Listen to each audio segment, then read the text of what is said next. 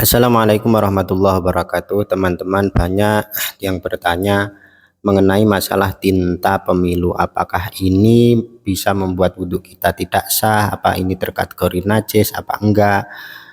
Oke, di sini saya mau menjawab. Cuman saya mau menjawabnya itu bukan secara spesifik, tapi saya jawab dengan rambu-rambu saja atau secara pengertian-pengertian saja, supaya nanti teman-teman bisa mengkategorikan apakah ini terkategori yang mencegah wudhu atau tidak, apakah ini terkategori najis atau tidak.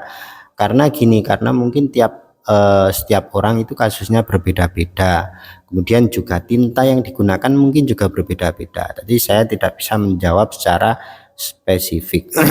Oke, jadi gini, dalam wudhu itu tentunya kita tahu bahwa dalam wudhu itu kita tidak boleh ada pada anggota wudhu kita itu sesuatu yang menghalangi masuknya air ke dalam kulit. Maka dalam hal ini, ketika ada sesuatu yang ada pada kulit kita, contohnya tinta, ini saya juga sudah nyoblos ini teman-teman ya, ini sisanya. Tinta itu apakah terkategori mencegah masuknya air ke dalam kulit apa tidak? Ya tergantung. Kalau dalam kitab-kitab fikih itu dijelaskan sesuatu yang mencegah masuknya air ke dalam kulit itu jelas membuat wudhunya tidak sah. Lah bagaimana cara kita mengerti sesuatu itu mencegah air ke dalam kulit apa enggak? Ya coba kita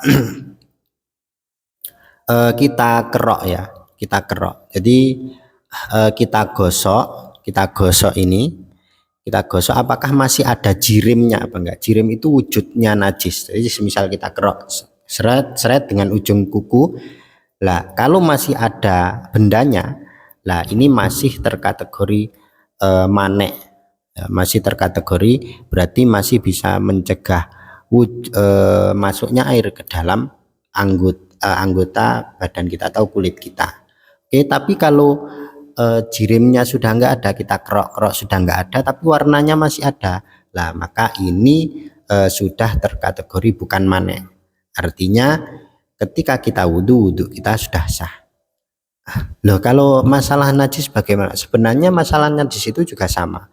Dalam kitab-kitab fikih, najis itu juga kalau pada anggota tubuh kita ya, sesuatu itu kita anggap najis ketika jirimnya itu atau ainiyah atau jirimnya atau bendanya itu masih ada.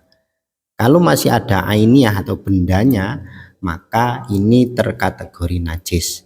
Bagaimana cara mengetahui benda itu masih ada atau enggak? Sama seperti yang tadi, yaitu dengan cara dikerok.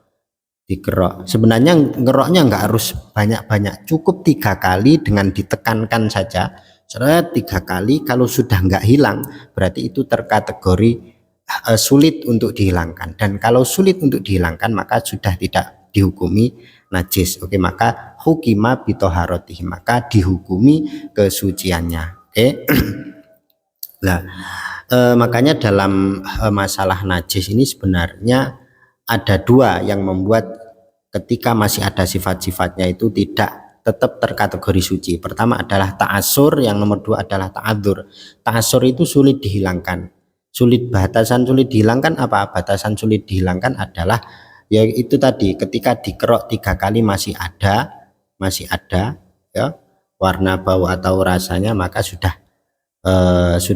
dianggap sulit, maka sudah bisa kita hukumi suci. Tapi kalau ada lagi ta'adzur itu memang tidak bisa dihilangkan. Mengkategori ta'adzur tidaknya itu bagaimana? Pokoknya sesuatu itu tidak bisa dihilangkan kecuali dengan dipotong.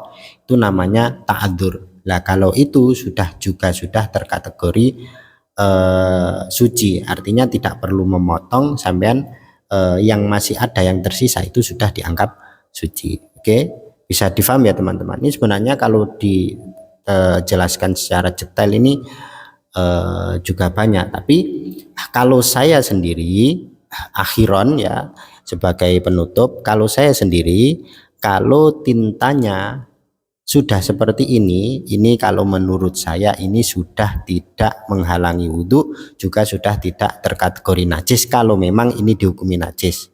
Karena kan saya juga sudah browsing di mana-mana, nggak ada yang berani ngeklaim ini najis apa enggak. Kalau nggak ada yang berani, ya sudah kita hukumi suci saja. Al aslu fil asya adalah at-thaharah. Suatu itu secara asal itu dihukumi suci. Kalau menurut saya ini sudah, kalau sudah posisi seperti ini, karena kan di gosok pun juga sudah nggak hilang ini. Ini sudah dianggap suci. Tapi kalau yang masih baru nyelup tadi, yang masih tebal itu menurut saya ya harus digosok dulu, disabun dulu. Kalau sudah sisa seperti ini maka sudah terkategori suci. Ini ya, semoga pemilu ini berkah barokah, mendapatkan hasil yang baik untuk negara kita Indonesia. Semoga yang saya jelaskan tadi bisa difaham. Semoga bermanfaat.